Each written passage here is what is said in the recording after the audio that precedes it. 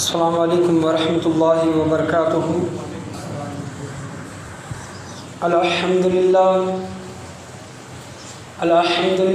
رب العالمین والعاقبۃ للمتقین والصلاۃ والسلام علی سید الانبیاء والمرسلین وعلى آلہ واصحابہ اجمعین، اما بعد فاعوذ باللہ من الشیطان الرجیم، بسم اللہ الرحمن الرحیم۔ ولا تقربوا الزنا انه كان فاحشة وساء سبيلا۔ صدق الله ومولانا رسوله النبي الأمين المكين الكريم وعلى آله الشاهدين والشاكرين والحمد لله رب العالمين۔ تقریر کا آغاز کرنے سے پہلے بہتر اور مناسب ہے کہ ہم اور آپ مل کر اپنے غلامی کا ثبوت دیتے ہوئے گنبد خضراء میں آرام فرمانے والے آقا جناب احمد مجتبیٰ محمد مصطفیٰ صلی اللہ علیہ وسلم کی بارگاہ گوہر بار میں درود و سلام کا ہدیہ نثار کریں۔ پڑی باواز بلند اللہم صلی علی سیدنا و مولانا محمد مبارک صلی علیہ والسلام علیک یا رسول اللہ صلی اللہ علیہ وسلم، اور ایک مرتبہ بلند آواز سے جھوم جھوم کر نبی اور آل نبی کی بارگاہ میں درود و سلام کا ہدیہ نثار کریں۔ اللہم صلی علی سیدنا و مولانا محمد مبارک صلی علیہ والسلام علیک یا رسول اللہ صلی اللہ علیہ وسلم۔ آج میرے تقریر کا عنوان زنا ہے۔ زنا کی مذمت کے متعلق قرآن مجید فرقان حمید میں اور احادیث کریمہ میں اور بزرگوں کے اقوال میں کیا پیغامات ہیں، یہ آپ کے سامنے میں بیان کرنے کی کوشش کروں گا۔ اللہ تبارک و تعالی قرآن مجید فرقان حمید میں جا بجا زنا کے متعلق اور بدکاری برے کام کے متعلق رکنے سے اللہ تبارک و تعالی نے منع فرمائی ہے کہ رک جاؤ، یہ گناہ نہ کرو۔ اسی طرح کی ایک آیت سنی سورہ بنی اسرائیل 15ویں پارے کی یہ آیت میں نے آپ کے سامنے خطبے کے بعد پڑھی۔ اللہ تبارک و تعالی سورہ بنی اسرائیل میں ارشاد فرما رہا ہے، اعوذ باللہ من الشیطان الرجیم، بسم اللہ الرحمن الرحیم، ولا تقربوا الزنا انه كان فاحشة وساء سبیلا۔ اللہ تبارک و تعالی فرماتا ہے، اس کا ترجمہ یہ ہے کہ اے لوگوں، بدکاری زنا کے پاس نہ جاؤ، ولا تقربوا الزنا یعنی زنا کے قریب بھی نہ جاؤ۔ اللہ تبارک و تعالی فرما رہا ہے زنا کے قریب بھی نہ جاؤ۔ زنا کرنے کی تو دور کی بات ہے، زنا کا گمان، خیال، سوچ رکھنا یا پھر اس کے قریب جانے سے بھی اللہ تبارک و تعالی نے منع فرمایا ہے۔ ولا تقربوا الزنا، زنا کے قریب تک نہ جاؤ، انہ کان فاحشہ، بے شک یہ بہت برا عمل ہے، یہ بے حیائی کا کام ہے، بہت برا عمل ہے، اور وساء سبیلا، اور یہ بہت ہی برا راستہ ہے۔ یہ تین چیزوں کا ذکر فرما رہا ہے۔ ایک تو زنا سے رکنے کے متعلق، رکو، زنا سے رکو، یہ بہت برا عمل ہے۔ دوسری چیز یہ فرمائی، اور تیسرا یہ جو عمل ہے، یہ جو راستہ ہے، بہت ہی خراب راستہ ہے، برا راستہ ہے۔ اللہ تبارک و تعالیٰ اس کے متعلق ارشاد فرماتا ہے۔ اور زنا سے رکنا بھی چاہیے، کیونکہ اس میں ہمارے جسمانی بھی نقصانات ہیں اور دنیاوی بھی نقصانات ہیں ان چیزوں میں، اور آخرت میں تو اس کا بہت بڑا نقصان ہے اور بہت بڑی اس کی سزا ملنے والی ہے زنا کی۔ جسمانی طرح طرح کی بیماریوں میں آدمی مبتلا ہوتا ہے اگر کسی کے ساتھ زنا کرتا ہے اور فزیکل ریلیشن شپ وغیرہ کرتا ہے، تو ہم بعض اوقات دیکھتے ہیں کہ وہ لوگ بہت بری طرح کی بیماریوں میں پھنس جاتے ہیں۔ اور دوسری اس کو نقصان جو اٹھاتا ہے وہ انسان، اگر کسی معاشرے میں، کسی سماج میں، کسی قوم میں زنا یہ عمل کو برا سمجھا جاتا ہے، اگر یہ کوئی انسان کرتا ہے تو وہ قوم میں انسان بدنام ہو جاتا ہے۔ یعنی ایک قوم ہے، کوئی بھی ایک قوم ہے، اور اس قوم میں زنا جیسے گناہ کو، زنا جیسے عمل کو برا سمجھا جاتا ہے، اس کو ناپسند کیا جاتا ہے۔ اگر انسان یہ عمل کر دیتا ہے تو وہ اس قوم میں اپنی عزت کھو دیتا ہے، یہ اس کو دوسرا نقصان اٹھانا پڑتا ہے۔ اور تیسری چیز، اس کو جو دنیا آخرت میں جو اس کو سزا ملنے والی ہے، یہ بہت ہی بری اور بدترین سزا ہے۔ انشاءاللہ عز و جل یہ ایک ہفتے میں یہ موضوع مکمل ہونے والا نہیں ہے، بہت سے واقعات ہیں عبرت حاصل کرنے کے لیے، سبق حاصل کرنے کے لیے واقعات ہیں۔ میں انشاءاللہ عز و جل آج بھی اور آئندہ انشاءاللہ عز و جل اگر اللہ نے چاہا تو آئندہ آنے والے جمعہ میں اس کے کیا کیا نقصانات ہیں، ہم کس طرح ان چیزوں سے بچیں، یہ تمام چیزیں بیان کرنے کی کوشش کی جائے گی۔ پڑھیے ایک مرتبہ درود شریف، اللہم صلی علی سیدنا و مولانا محمد و بارک وسلم علیہ الصلاۃ والسلام علیک یا رسول اللہ صلی اللہ تعالیٰ علیہ وسلم۔ 18 پارے میں اللہ تبارک و تعالیٰ نے مرد اور عورت کو دونوں کے متعلق 18 پارے میں ارشاد فرمایا ہے کہ مرد اپنی نگاہیں کچھ تھوڑی نیچے رکھیں۔ مردوں کے متعلق یہ ترجمہ، میں آیت کا ترجمہ آپ کے سامنے پڑھ رہا ہوں 18 پارے کا، کہ مرد اپنی نگاہیں کچھ نیچے رکھیں اور اپنے شرمگاہ یعنی پرائیویٹ جو پارٹ ہوتے ہیں اس کی حفاظت کریں۔ مردوں کے متعلق اللہ کا یہ حکم ہے، مرد اپنی تھوڑی نگاہیں نیچے رکھیں اور اپنی شرمگاہ کی حفاظت کریں۔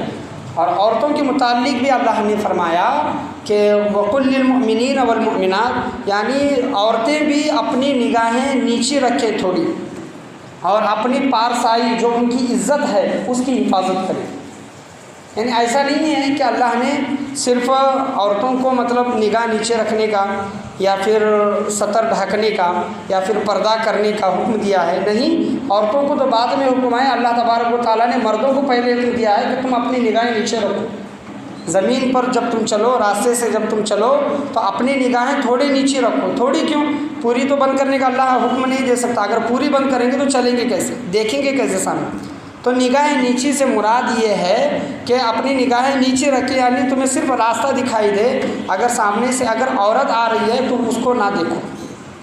اور اس کے متعلق پوچھا گیا رسول اللہ صلی اللہ علیہ وسلم سے کہ حضرت علی المرتضیٰ رضی اللہ تعالیٰ عنہ سے آپ صلی اللہ علیہ وسلم نے فرمایا کہ اے علی، مطلب یہ درس پوری امت کے لیے ہے، لیکن حضرت علی رضی اللہ تعالیٰ عنہ سے مخاطب ہو کر آپ صلی اللہ علیہ وسلم فرماتے ہیں، اور دوسرے صحابہ سے بھی یہ حدیث روایت ہے، فرماتے ہیں کہ اے علی، جب تمہاری نگاہ کسی عورت پر پڑے تو نگاہ پھیر لینا۔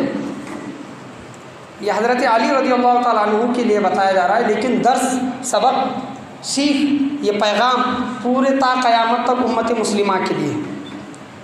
آپ صلی اللہ علیہ وسلم نے فرمایا کہ اے علی، جب کسی عورت پر نگاہ پڑے تو نگاہ پھیر لینا، اور جو پہلی جو نگاہ ہوتی ہے، اگر ہماری عورت پر اگر ہماری پہلی نگاہ پڑ جاتی ہے تو آپ صلی اللہ علیہ وسلم فرماتے ہیں کہ اللہ تبارک و تعالیٰ پہلی نگاہ کو معاف فرماتا ہے، اور جب ہم جان بوجھ کر اپنے دل سے جب دوبارہ دوسری نگاہ جب ڈالتے ہیں تو اللہ تبارک و تعالیٰ اس دوسری نگاہ پر پکڑ فرماتا ہے، یعنی دوسری نگاہ کا حساب لے گا اللہ تبارک و تعالیٰ۔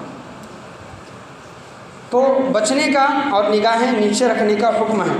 اور حضرت یحییٰ علیہ السلام، یہ اللہ کے نبی ہیں، تو حضرت یحییٰ علیہ السلام سے کسی نے پوچھا کہ یہ جو زنا ہے، زنا کا شوق کن چیزوں سے کس طرح بڑھتا ہے، زنا کا شوق کس طرح بڑھتا ہے، یعنی زنا کی تمنا، زنا کرنے کی تمنا یہ کس طرح انسان کے دل کے اندر پیدا ہوتی ہے؟ تو حضرت یحییٰ علیہ السلام نے کہا نگاہوں سے، آنکھوں سے۔ جب آنکھیں دیکھتی ہیں تو وہ دل میں گھر کر جاتی ہے اور دماغ میں سوچ آنے لگتی ہے، اور وہ سوچ آگے شیطان اس کو لے کر جاتا ہے۔ تو شروعات کس چیز سے ہو رہی ہے؟ نگاہ سے۔ انسان جب دیکھتا ہے، دیکھنے کے بعد اس کے دل میں خیال آتا ہے، اور جب دیکھتا نہیں تو خیال وغیرہ سے تمام وسوسوں سے دور رہتا ہے۔ اسی وجہ سے اللہ تبارک و تعالیٰ نے شرمگاہ کی اور عورتوں کی عزت کی بعد میں بات کی، لیکن پہلے نگاہوں کی بات کرتا ہے کہ اے مسلمان مرد اور عورت، اپنی نگاہیں کچھ نیچے رکھو اور اپنے شرمگاہ کی اور اپنی عزت و پارسائی کی، طہارت کی حفاظت کرو۔ یہ اللہ کا صاف صاف فرمان 18 پارے میں ہے۔ اور جو شخص زنا کرتا ہے اس کے متعلق بہت ہی زیادہ اللہ تبارک و تعالیٰ نے سزائیں رکھی ہیں، اور جہنم میں اس کو مطلب ایک ایسے قلعے میں یا پھر تندور میں ایسے ڈالا جائے گا، جس طرح روٹی ایک تندور میں ڈال کر جلائی جاتی ہے یا پھر پکائی جاتی ہے، اس طرح انسان کو الگ الگ سزائیں اللہ تبارک و تعالیٰ جو زنا کرتا ہے اس کو دینے والا ہے۔ اور جو آنکھوں سے زنا کرتا ہے اللہ تبارک و تعالیٰ اس کے آنکھوں کے اندر سیسا ڈالنے والا ہے۔ سیسا وہ جہنم کا سیسا ہوگا، جس طرح مطلب کوئی چیز پگھلا کر اس کو شکل بنائی جاتی ہے، کانچ کی ہو یا پھر لوکھڑ وغیرہ جس کو لوہا کہتے ہیں، اس طرح کا جو سیسا ہوتا ہے اللہ تبارک و تعالیٰ جہنم کا سیسا پگھلا کر اس انسان کے آنکھوں کے اندر ڈالے۔ اللہ اکبر۔ غور کریں، فکر کریں اور درس حاصل کریں، اللہ تبارک و تعالیٰ سے خوف رکھیں کہ زنا کرنے کا کتنا بڑا گناہ ہے، اللہ تبارک و تعالیٰ ہمیں کیسی سزا دینے والا ہے۔ تو ہمیں ہمیشہ زنا سے بچنے کی کوشش کرنی چاہیے۔ اور آپ صلی اللہ علیہ وسلم کی ایک بہت ہی مشہور حدیث ہے، یہ حدیث مطلب بارہا اور ہر وقت یہ بیان کی جاتی ہے۔ آپ صلی اللہ علیہ وسلم نے ارشاد فرمایا کہ اے لوگو، تم مجھے 2 چیزوں کی گارنٹی دو، ضمانت دو۔ اے لوگوں، تم مجھے 2 چیزوں کی ضمانت دو، گارنٹی دو، میں تمہیں جنت کی ضمانت دیتا ہوں۔ سبحان اللہ۔ وہ 2 چیزیں کیا ہیں؟ آپ صلی اللہ علیہ وسلم فرماتے ہیں کہ جو شخص اپنی زبان، یہ جو زبان ہے، زبان کا لوتھڑا، یہ زبان کا گوشت کا ٹکڑا جو ہے، آپ صلی اللہ علیہ وسلم فرماتے ہیں کہ جب صبح ہوتی ہے، یہ تو بظاہر تو ہمیں سنائی نہیں دیتا، لیکن جب انسان صبح کرتا ہے، اس کے ہاتھ، اس کے پیر، اس کے کان، تمام جسم کے باڈی پارٹ زبان کے سامنے مطلب گزارش کرتے ہیں کہ اے زبان، تو سیدھی ہے تو ہم بھی سیدھے رہیں گے۔ یعنی جو بھی مطلب فساد وغیرہ جو بھی چیزیں ہوتی ہیں، گالی گلوچ، چغلی، غیبت وغیرہ کرنا، لڑائی جھگڑے کرنا، کسی کی برائی کرنا، یہ سب چیزیں کیا ہیں؟ یہ زبان کے ذریعے ہے۔ تو پورے تمام باڈی کے اعضاء زبان کے سامنے گزارش کرتے ہیں کہ اے زبان، تو اگر سیدھی ہے تو ہم سیدھے ہیں۔ آپ دیکھ لیں، کسی کو مطلب گالی دے کر دیکھ لیں تو زبان مار نہیں کھائے گی بلکہ پیٹ مار کھائے گی، سر مار کھائے گا۔ مطلب جسم کے دوسرے حصوں کو لوگ نقصان پہنچائیں گے جب جھگڑا ہوتا ہے۔ تو اصل جڑ کون ہے؟ ذریعہ، جھگڑے کا ذریعہ کون بن رہی ہے؟ زبان بن رہی ہے، لیکن سزا کن کو مل رہی ہے؟ دوسرے باڈی پارٹ میں، انسان جہاں چاہے مارتا ہے۔ تو آپ صلی اللہ علیہ وسلم فرماتے ہیں کہ تم مجھے 2 چیزوں کی ضمانت دو، ایک چیز زبان اور دوسری چیز اپنی شرمگاہ، یعنی اپنی شرمگاہ، اپنا پرائیویٹ پارٹ، ان 2 چیزوں کی ضمانت اگر تم مجھے دو گے تو اللہ تبارک و تعالیٰ کی عزت کی قسم اے لوگوں، میں تمہیں جنت کی ضمانت دوں گا۔ سبحان اللہ۔ یہ سودا مہنگا ہے، یہ سودا بہت ہی سستا ہے، لیکن یہ اس کو پار کرنا بہت ہی مشکل ہے۔ انسان ان دونوں کو جب سنبھال کر زندگی میں چلتا ہے تو وہ کامیاب ہوتا ہے۔ اور اللہ کے رسول صلی اللہ علیہ وسلم اس خوش نصیب انسان کو جو یہ 2 چیزوں پر عمل کرتا ہے جنت کی ضمانت دے رہے ہیں۔ اور کیا چاہیے؟ اور کون؟ جنت کے مالک و مختار، جنت جن کی ہے وہ خود کہہ رہے ہیں کہ میں تمہیں جنت کی ضمانت دوں گا۔ تو کتنا بڑا انعام ہمیں مل رہا ہے۔ تو ان 2 چیزوں کی مطلب حفاظت ہمیں ہمیشہ کرنی چاہیے۔ اور اللہ تبارک و تعالیٰ خاص طور پر زنا کے متعلق جو فرماتا ہے، وَلَا تَقْرَبُوا الزِّنَا، زنا کے قریب بھی نہ جاؤ، إِنَّهُ كَانَ فَاحِشًا وَسَاءَ سَبِيلًا، یہ برا کام ہے اور یہ برا راستہ ہے، اللہ تبارک و تعالیٰ ارشاد فرماتا ہے۔ اور حضور صلی اللہ علیہ وسلم کی حدیث مسند احمد بن حنبل میں یہ حدیث آئی ہے، ایک شخص حضور صلی اللہ علیہ وسلم کی بارگاہ میں آتا ہے، یہ واقعہ بھی ہے اور یہ حدیث بھی ہے درس حاصل کرنے کے لیے۔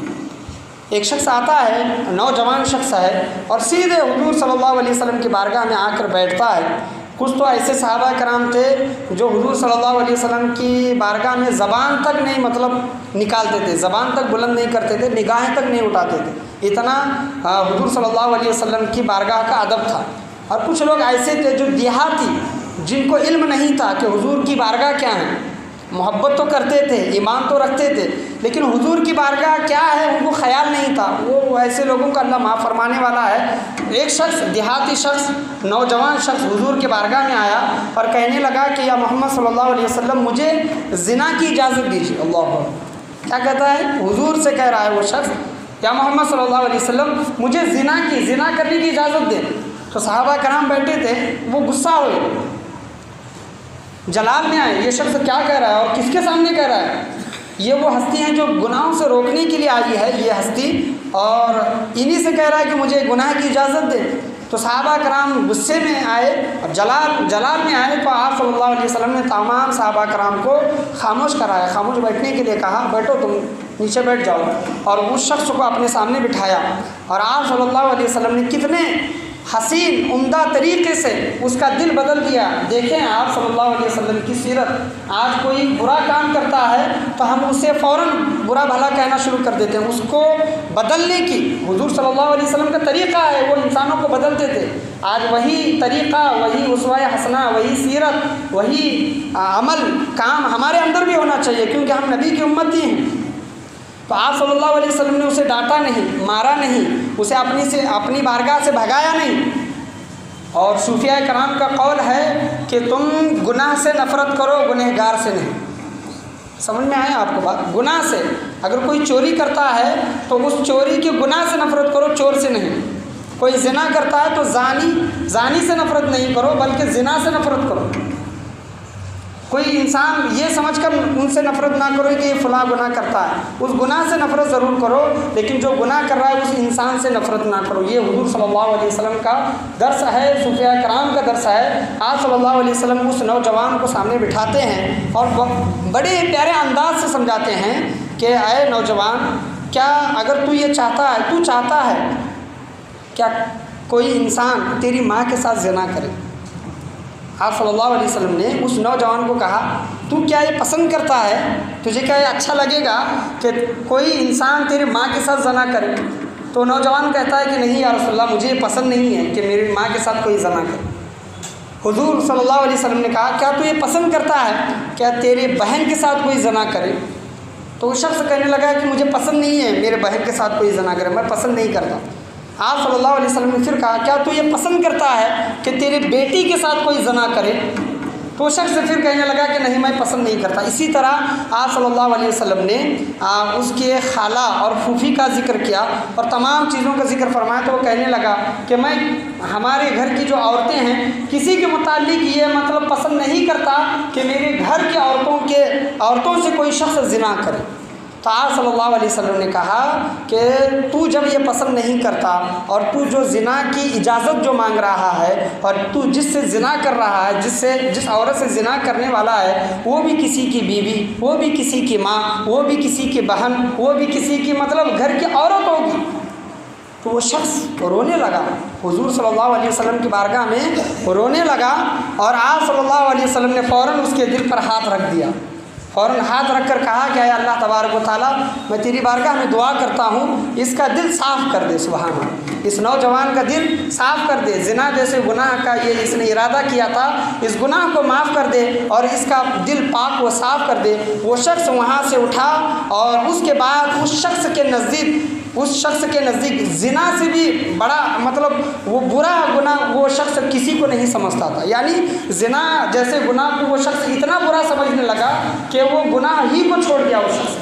اس شخص کے نزدیک زنا بہت بڑا گناہ لگنے لگا۔ تو آپ صلی اللہ علیہ وسلم کا طریقہ دیکھیں، اور آپ صلی اللہ علیہ وسلم نے اس کے لیے دعا کی۔ ہم بھی اپنے بھائیوں کے لیے دعا کریں، اگر کوئی گناہ کرتا ہے ان کی ہدایت کے لیے مطلب دعا کریں، یہ نہیں کہ ان سے نفرت کرنے لگے، ان سے دوری بنائے رکھے، ایسا نہیں ہے۔ بنی اسرائیل کا ایک واقعہ ہے جو ابھی ذہن میں آیا، میں آپ کے سامنے بیان کرنا چاہوں گا کہ ایک عالم، بنی اسرائیل کا ایک عالم کہیں بیٹھا ہوا تھا، ایک گنہگار شخص، بنی اسرائیل کا بہت ہی بڑا گنہگار تھا۔ وہ شخص مطلب ہمیشہ گناہ کرتا تھا، معلوم تھا یہ شخص گناہ کرتا۔ وہ شخص عالم کے پاس آ کر بیٹھا، اس کا ارادہ کیا تھا کہ میں اس عالم کے پاس بیٹھوں گا تو اللہ تبارک و تعالیٰ اس عالم کے ذریعے میرے گناہوں کو معاف کرے گا، اس عالم کے ذریعے میرے گناہوں کو معاف کرے گا۔ وہ برا تھا، وہ شخص عالم کے پاس آ کر بیٹھا تو عالم اس سے نفرت کرنے لگا اور عالم اس سے ہٹ گیا، تو اللہ تبارک و تعالیٰ نے جبرائیل امی کے ذریعے وحی بھیجی اور نبی سے کہلوایا کہ اس عالم اور اس مطلب جو گنہگار شخص ہے دونوں کو کہو، دونوں عالم اور گنہگار شخص دونوں کو کہو کہ پھر سے نیک اعمال کرنا شروع کریں، کیونکہ اللہ تبارک و تعالیٰ نے اس کے گناہ کو مٹا دیا تھا اور اللہ تبارک و تعالیٰ نے اس عالم کی نیکیوں کو جلا دیا تھا۔ کیونکہ اس نے برے انسان سے مطلب نفرت کی، اس کی اصلاح کرنے کی کوشش نہیں کی۔ تو اللہ تبارک و تعالیٰ نے دونوں کے نامہ اعمال کو ختم کر دیا اور دونوں کو شروع سے مطلب نیک عمل کرنے کا حکم فرمایا۔ تو ہمیں برے انسانوں سے نفرت نہیں کرنا چاہیے، برے کاموں سے ضرور کرنا چاہیے، لیکن وہ جو کام کر رہا ہے اس انسان سے نفرت کرنے کی مطلب کوشش نہیں کرنی چاہیے۔ پڑھیے ایک مرتبہ درود شریف، اللہم صلی علی سیدنا و مولانا محمد مبارک صلی اللہ علیہ الصلاۃ والسلام علیک یا رسول اللہ صلی اللہ تعالیٰ علیہ وسلم۔ داؤد علیہ السلام نبی ہیں، اپنے بیٹے سے کہتے ہیں، داؤد علیہ السلام اپنے بیٹے سے کہ اے بیٹے تو کسی شیر کے پیچھے چلے جانا یا پھر زہریلے سانپ اژدہا کے پیچھے چلے جانا، لیکن کسی بے حیا عورت کے پیچھے نہ جانا۔ کیا کہا داؤد علیہ السلام نے؟ شیر کے پیچھے، زہریلے سانپ کے پیچھے جانا رواں ہے، مطلب یہ قبول کیا جا سکتا ہے، لیکن کسی بے حیا عورت کے پیچھے نہ جانا۔ کیوں فرمایا یہ حضرت داؤد علیہ السلام نے؟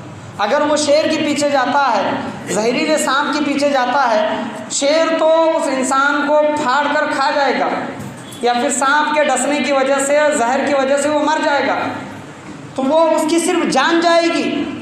کیا اس انسان کی شیر کے مارنے کی وجہ سے، سانپ کے ڈسنے کی وجہ سے اس انسان کی صرف جان جائے گی، لیکن بے حیا عورت کے پیچھے جانے کی وجہ سے اس کا ایمان جائے گا۔ اور ایمان مسلمان کے لیے جان سے بھی بڑھ کر ہے۔ ایمان ایک مومن کے لیے، ایمان والے کے لیے، مسلمان کے لیے جان سے بھی بڑھ کر ہے۔ ایمان والا مسلمان اپنی جان تو دینا گوارا کرے گا، لیکن اپنا ایمان نہیں دے گا، اپنا ایمان جانے کو گوارا نہیں کرے گا۔ تو اسی وجہ سے حضرت داؤد علیہ السلام اپنے بیٹے سے کہتے ہیں، یہ مطلب سمجھاتے ہیں کہ بیٹے اگر تو کسی شیر کے پیچھے جا رہا ہے، سانپ کے پیچھے جا رہا ہے، تو یہ بات قبول کی جا سکتی ہے ایک طور پر، لیکن کسی بے حیا عورت، غلط عورت کے پیچھے نہ جانا۔ اور حضرت امام جلال الدین سیوطی رحمۃ اللہ علیہ، یہ بہت بڑے پائے کے بزرگ ہیں، اللہ کے ولی ہیں اور بہت بڑے امام ہیں۔ امام جلال الدین سیوطی رحمۃ اللہ علیہ، ان کے شہر میں ایک عورت نے گھر کر لیا، وہ بدکارہ عورت تھی، جسم فروش، اپنا جسم بیچنے والی عورت تھی، اور لوگ وہاں پر جا کر اس کے مکان کے سامنے بیٹھا کرتے تھے۔ امام جلال الدین سیوطی رحمۃ اللہ علیہ کو جب پتہ چلا تو امام جلال الدین سیوطی رحمۃ اللہ علیہ اپنا پانی کا لوٹا اور مصلی لے کر اس عورت کے گھر کے پاس چلے گئے، اور جب لوگوں نے دیکھا کہ اللہ کے ولی آ رہے ہیں تو وہ اس عورت کا گھر چھوڑ کر بھاگ گئے، اور امام جلال الدین سیوطی رحمۃ اللہ علیہ اس عورت کے گھر کے باہر مصلی بچھا کر بیٹھ گئے۔ میں بتانا چاہوں گا کہ انسانوں کے دل کس طرح بدلتے ہیں، اور بدلا جا سکتا ہے اگر محنت کی جائے تو انسانوں کے دل کس طرح، اللہ تبارک و تعالیٰ تو دلوں کو بدلنے والا، مقلب القلوب والابصار، اللہ تبارک و تعالیٰ دلوں کو پھیرنے والا ہے۔ انسانوں کے دل اللہ تبارک و تعالیٰ کے انگلیوں کے بیچ میں اللہ تبارک و تعالیٰ جس طرح چاہتا ہے گھماتا ہے۔ یہ نہیں کہ اللہ تبارک و تعالیٰ کی انگلیاں ہیں، اللہ تبارک و تعالیٰ انگلیوں سے پاک ہے۔ ایک تشبیہ، ایک مثال دے کر بتایا گیا کہ انسانوں کے دل اللہ تبارک و تعالیٰ کی انگلیوں کے اندر ہیں، انگلیوں میں ہیں۔ جس طرح ہم کوئی چیزیں گھماتے ہیں، پھراتے ہیں، اٹھاتے ہیں، رکھتے ہیں، اسی طرح اللہ تبارک و تعالیٰ اگر کسی انسان کو چاہے تو اس کا دل بدل دیتا ہے، اس کو ہدایت مل جاتی ہے۔ ہدایت صرف اللہ کے ہاتھ میں ہے، یاد رکھیں۔ نصیحت کرنا ہمارا کام ہے، ہدایت کو اللہ کے اوپر چھوڑ دیں۔ نصیحت کرنا، کوئی چیز بتانا ہمارا کام ہے۔ اللہ نے حضور صلی اللہ علیہ وسلم سے بھی یہی کہا کہ اے محبوب، آپ کا کام صرف پیغام دینا ہے، ان کو نصیحت کر دینا یا نہ دینا، ان کو ہدایت ملنا یا پھر نہ ملنا، وہ میرے ہاتھ میں ہے، میرے طرف ہے۔ تو امام جلال الدین سیوطی رحمۃ اللہ علیہ اس بدکار عورت کے گھر کے پاس مصلی بچھا کر بیٹھ گئے۔ جو کوئی شخص زنا کے ارادے سے وہاں پر آتا، امام کو دیکھتا تو چلا جاتا۔ اسی طرح 1-2 دن گزر گئے، بدکار عورت نے سوچا، بازار عورت نے کیا ہوا، گراہک نہیں آ رہے، کسٹمر نہیں آ رہے، تو باہر آ کر دیکھتی ہے تو امام جلال الدین سیوطی رحمۃ اللہ علیہ وہاں پر مصلی بچھا کر عبادت کر رہے ہیں۔ تو عورت کہتی ہے امام سے، کیا امام، میرا کام ہے، میں کر رہی ہوں، آپ کا کام آپ کہیں اور جا کر کرو۔ تو امام نے پوچھا کہ تم ایک رات کا لوگوں سے کتنا لیتی ہو؟ تو اس نے فلاں مطلب ایک رقم بتائی۔ تو امام جلال الدین سیوطی نے وہ رقم اٹھا کر دی اور کہا کہ آج کی رات تو میری ہے۔ امام جلال الدین نے کہا کہ آج کی رات تو میری ہے اور میں جو کہوں گا تمہیں وہ کرنا پڑے گا۔ تو عورت راضی ہو گئی، اس سے کیا، اسے پیسوں سے مطلب ہے، کوئی شخص آئے کیا اسے پیسوں سے مطلب ہے۔ امام جب اندر گھر میں اس کے تشریف لائے تو امام جلال الدین نے کہا کہ جا پہلے جا کر غسل کر کے آ، وضو کر کے آ، غسل اور وضو کر کے آ۔ وہ عورت وضو اور غسل کر کے آئی اور امام نے کہا مصلی اس کے لیے عورت کے لیے بچھایا، اور امام نے کہا کہ اللہ کی بارگاہ میں کھڑی ہو جاؤ، اللہ کی بارگاہ میں کھڑی ہو جاؤ۔ تو عورت کو پیسوں سے مطلب ہے، چاہے اس کا جسم خریدے یا پھر اس کو کوئی دوسرا کام کرنے کے لیے کہے، وہ عورت مصلی پر کھڑی ہو گئی اور اللہ اکبر کہہ کے مطلب نماز کے لیے رکعت باندھی، تو امام جلال الدین سیوطی رحمۃ اللہ علیہ یہاں پر اللہ کی بارگاہ میں ہاتھ اٹھا کر دعا کرتے ہیں کہ اے باری تعالیٰ، اس بندی کو یہاں تک لانا میرا کام تھا، اس کے آگے لے جانا تیرا کام ہے۔ سبحان اللہ۔